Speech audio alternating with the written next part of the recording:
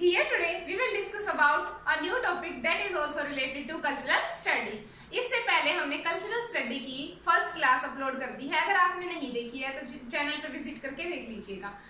अब हम शुरू करते हैं कल्चरल स्टडी का सेकंड टॉपिक और that is related to Stuart Hall. Stuart Hall cultural study के मेन फाउंडर के बाद मेन जो पर्सन है वो माने जाते हैं। इनका बर्थ हुआ था 1932 में और इनकी डेथ हुई थी 2014 में। वैसे एक ये कोइंसिडेंट है कि जो रिचर्ड होगर्ट थे वो फाउंडर थे कल्चरल स्टडी के और वो उनके बाद इन्होंने कल्चरल स्टडी को आगे फॉरवर्ड करा। तो उनकी डेथ भी 2014 में ही हुई और इनकी भी डेथ 2014 में हुई है। चलो हम अब इसका इंट्रोडक्शन शुरू करते हैं। स्टुअर्ट हॉल कौन थे, क्या क्या उन्होंने अपनी लाइफ में काम करे। सबसे पहले मैं बता देती हूँ कि जो स्टुअर्ट हॉल थे वो कल्चरल थ्योरिस्ट थे, एक्टिविस्ट थे और वो मार्क्सिस्ट सोशलॉजिस्ट भी थे। इसके साथ साथ वो पॉलिटिकल एक्टिविस्ट भी थे और जेंडर और रेस डिबेट्स थे, उनमें उनका मेन कंट्रीब्यूशन रहा है। क्योंकि ऐसा माना जाता है कि जो स्टुअर्ट हॉल थे वो होमोसेक्सुअल थे और इसलिए वो जेंडर के ऊपर खुल के बोलते थे और उन्होंने बहुत सारे डिबेट भी करे हैं इस चीज के ऊपर। अब आगे देखो, सबसे पहले कि उनको किस नाम से जाना जाता था। स्टुअर्ट हॉल को गॉडफादर ऑफ मल्टीकल्चरिज्म के नाम से जाना जाता था क्योंकि उन्होंने एक कल्चर को नहीं बल्कि बहुत सारे कल्चर को एक्सप्लोर करा। कैसे, जैसे हम कह सकते हैं कि मार्क्सिस्ट सोशलॉजी में भी उन्होंने अपनी भूमिका निभाई। फिर जो मास कल्चर है वहां पर भी उन्होंने अपना कंट्रीब्यूशन दिया। फिर आगे आ जाता है जैसे जैसे बढ़ते जेंडर कल्चर में देख लो, होमोसेक्सुअलिटी में भी उनका मेन रोल माना जाता है। और कई और कल्चर थे जैसे हेजमनी हो गई और कल्चरल स्टडी तो पर्टिकुलर थी जिसके अंदर तो सारे कल्चर आ जाते हैं, इसलिए उन्हें मल्टीकल्चरिज्म का गॉडफादर बोला गया है। उन्होंने एक न्यू इनिशिएटिव लिया था 1950s में, that is called new left review. ये एक जर्नल था, न्यू लेफ्ट रिव्यू एक जर्नल था जो 1950 में हॉल ने शुरू करा था और इसमें उन्होंने अपनी जो थिंकिंग थी वो पब्लिश करानी शुरू करी थी। तो ये इसके फाउंडर थे। अब हम आ जाते हैं मेन कल्चरल स्टडी के ऊपर। अब 1964 में मैंने पिछली वीडियो में होगर्ट के बारे में बताया था कि 1964 में होगर्ट थे जो रिचर्ड होगर्ट, उन्होंने BCCS की शुरुआत करी थी। और BCCS का मतलब क्या होता है, Birmingham centre for contemporary cultural studies, ये इसकी फुल फॉर्म है। तो होगार्ट ने इसकी स्टार्टअप करा था इसका और उसके साथ साथ जो स्टुअर्ट हॉल थे वो भी इसको देख रहे थे। अब क्या होता है, 1964 में इसकी स्टार्टिंग हुई और 1969 में जो रिचर्ड होगार्ट थे उन्होंने इसको छोड़ दिया और उसके बाद इसकी पूरी जो देख रेख का जिम्मा वो किस पे आ गया था, स्टुअर्ट हॉल पे आ गया था। और फिर स्टुअर्ट हॉल ने इसको पूरी तरीके से अपने अंडर में ले लिया था। तो 1969 में स्टुअर्ट हॉल ने इसकी जो बागडोर थी अपने हाथ में ले ली थी और जो इसकी आगे की पूरी जो फाउंडेशन थी वो उन्होंने खुद ही संभाली। अब देखो आगे क्या होता है। बट 1979 में उन्होंने क्या करा, उन्होंने इसको छोड़ दिया। स्टुअर्ट हॉल ने इसको छोड़ दिया and become professor in open university और ओपन यूनिवर्सिटी में वो प्रोफेसर बन गए थे। ठीक है, सोशलॉजी के बने थे और वो प्रोफेसर मैं बता देती हूँ आपको। अब देखो जो मेन जो काम हुआ था कल्चरल स्टडी का, जो फाउंडेशन जो आज हम कल्चरल स्टडी को पढ़ रहे हैं वो कब से शुरू हुआ था, जब 1964 में BCCS की शुरुआत हुई थी। उसी के दौरान अगर वो फाउंडेशन ना होती, वो नींव थी किसकी, कल्चरल स्टडी की। तो इसीलिए ये जानना हमें बहुत जरूरी हो जाता है कि उसमें कौन कौन रिलेटेड थे। तो मेन जो सबसे पहले जो दो बंदों का नाम आता है वो किन किन का है, वो है रिचर्ड होगर्ट का और स्टुअर्ट हॉल का। और भी बहुत सारे हैं बट सबसे मेन यही है। आगे हम वैसे वैसे करके आपको बताएंगे कि और कौन कौन इसमें इंपॉर्टेंट है। तो चलो ये तो था इसके बारे में। अब देखो क्या हुआ जब इन्होंने यूनिवर्सिटी को छोड़ दिया। अब ये ब्लैक आर्ट मूवमेंट हुआ था। मैं बता देती हूँ कि ब्लैक आर्ट मूवमेंट एक्चुअल में था क्या। अफ्रीकन जो पीपल थे उनको स्प्रेस करा जा रहा था उनके कलर की वजह से कि वो ब्लैक हैं, तो इसलिए मतलब उनका कोई एग्जिस्टेंस नहीं है। और जो वाइट पीपल है वो बहुत ज्यादा अपने आप को सुपीरियर दिखा रहे थे क्यों? क्योंकि अगर आपका कलर ब्लैक है तो आप बिल्कुल ही डाउनवर्ड चले जाते हैं, आपका कोई एग्जिस्टेंस नहीं है, ये चीज शो करी जा रही थी। तो इसी चीज को लेकर जो अफ्रीकन थे उन्होंने एक मूवमेंट चलाया, that is called black art movement, और स्टुअर्ट हॉल ने भी इसमें बढ़ चढ़ के भाग लिया। जैसा कि मैंने पहले ही बताया था कि मार्क्सिस्ट सोशलिस्ट थे वो। तो सोशली का मतलब क्या होता है कि जो भी सोशल चीजें हो रही है उनमें आप एक अपना कंट्रीब्यूशन दे रहे हो, इसलिए। अब नेक्स्ट आ जाते हैं, इन्होंने कुछ इंपॉर्टेंट थ्योरीज दी हैं जिनका नाम है, पहली है प्रोपोनेंट ऑफ रिसेप्शन थ्योरी। अब रिसेप्शन थ्योरी और प्रोपोनेंट ये तो आपको अच्छे से क्लियर समझने होंगे, बट मैं यहाँ पे आपको नहीं समझाऊंगी, अगली वीडियो इसके लिए स्पेशल बनाऊंगी मैं, उसमें आपको अच्छे से डिस्कस करूंगी कि what is the meaning of receptionist theory. It is not a reception, it is very different from reception, ठीक है, तो उससे रिलेट ना करें, ओके। नेक्स्ट है हमारा एनकोडिंग डिकोडिंग मॉडल। ये भी इनकी एक जबरदस्त माइंड ब्लोइंग थ्योरी थी।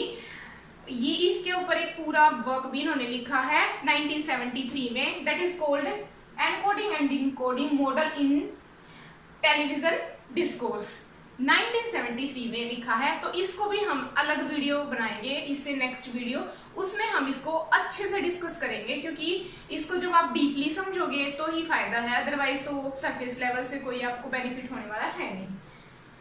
तो देखो ये तो था इंपॉर्टेंट इसके बारे में, किसने क्या क्या फाउंड करा, किन किन चीजों में कंट्रीब्यूशन करा। अब चलो आ जाते हैं कि जो स्टुअर्ट था ना, अब देखो होगार्ट का अपना पॉइंट ऑफ व्यू था कल्चर को लेकर, तो स्टुअर्ट था उसके अकॉर्डिंग कल्चर क्या था उस चीज को समझ लेते हैं। देखो हाँ, अकॉर्डिंग टू स्टुअर्ट हॉल के अकॉर्डिंग कल्चर क्या था, culture was not something to appreciate और स्टडी। कल्चर एक ऐसी चीज है जिसको ये नहीं कि आप अप्रिशिएशन कर रहे, अगर आज मैं वीडियो बना रही हूँ तो आप अप्रिशिएट कर रहे हो, या आप जो भी अभी पढ़ रहे हो, वो कल्चर नहीं अकॉर्डिंग टू स्टुअर्ट हॉल।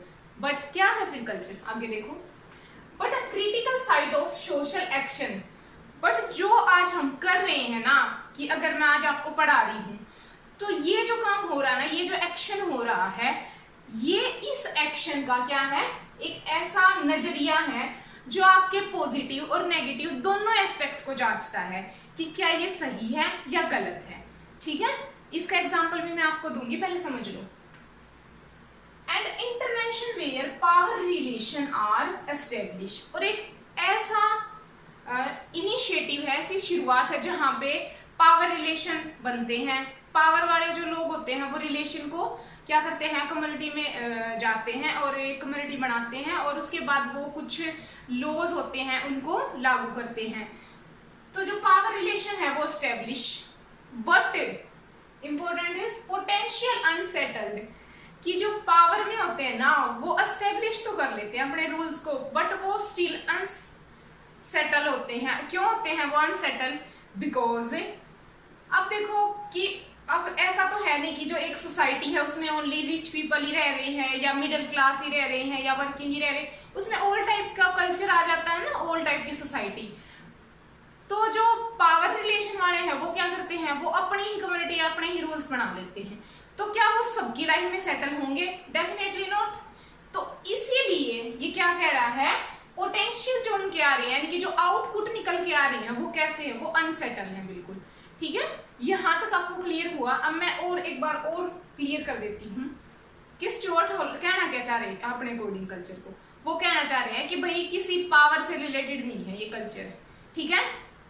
जो नॉर्मली हमारा माइंड सेट होता है, जो भी हम डिस्कस कर रहे हैं, अभी बात कर रहे हैं, इंटरेक्शन हो रहा है, उसके वही मेन कल्चर है। उसके अलावा जो कल्चर है वो बिल्कुल क्या है, जो पावर वाले पावर रिलेशन से जोड़ देते हैं, वो कुछ नहीं है वो कल्चर। कल्चर क्या है मेनली कि एक इंटरेक्शन लोगों के बीच में एक दूसरे को, या फिर मास मीडिया हो गया। फिर उन्होंने मास मीडिया को भी कहा कि मास मीडिया में भी कई बार जो कल्चर है ना वो क्या होता है, उसको प्रिविलेज कर देते हैं, यानी कि जो पावर वाले लोग हैं ना उसको मॉडिफाई करवा देते हैं। तो वहां पर वो कह रहे हैं कि वो भी चीज सही नहीं है।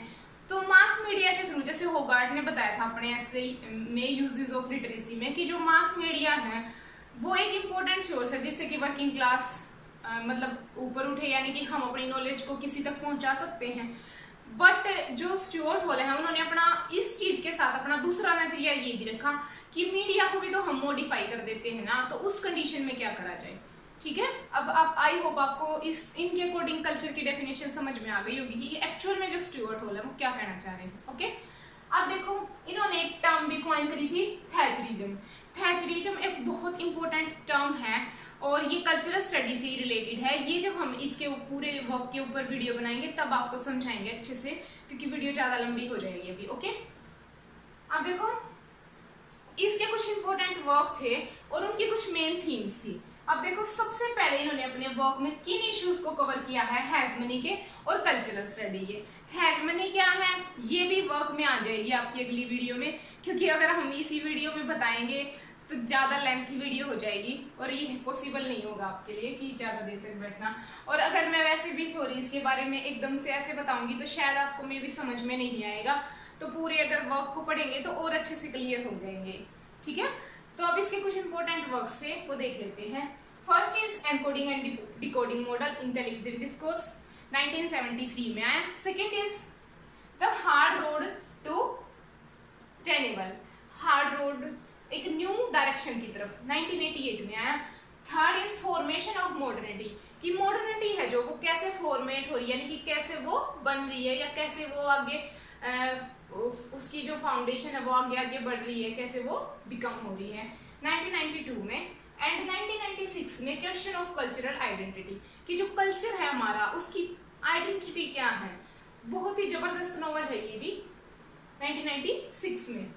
And fifth last is cultural representation and signifying practices, ये आया था 1997 में। ये बहुत ही ज्यादा सुपर नॉवल, सुपर वर्क है इसका, और इनको हम अगली वीडियोस में डिस्कस करेंगे, इसके कुछ इंपॉर्टेंट वर्क्स को, जिनमें जैसे कि इनकोडिंग डिकोडिंग वाला हो गया, जिनमें इन्होंने बहुत ही ज्यादा इंपॉर्टेंट इसने थ्योरी दी है और इन थ्योरीज का आज तक क्या यूज हो रहा है, कैसे इनको अप्लाई कर रहे हैं हम अपनी लाइफ में, तो ये सब कुछ हम पढ़ेंगे। तो ये था कुछ मेन उसके पॉइंट ऑफ व्यू के बारे में, और ये था कुछ उनके मेन जो उन्होंने इनिशिएटिव लिए थे या उनकी लाइफ में उन्होंने क्या क्या करा था उनके बारे में। आई होप कि आपको अच्छे से क्लियर हुआ होगा। फिर भी अगर कोई पॉइंट मिस हो गया है तो कमेंट बॉक्स में बताइएगा, अगली वीडियो में हम उसको और अच्छे से समझाने की कोशिश करेंगे। तो चलो ठीक है, फिर ज़्यादा देर न करते हुए आपसे विदा लेते हैं, अगली वीडियो में मिलते हैं। Thank you friends, thank you.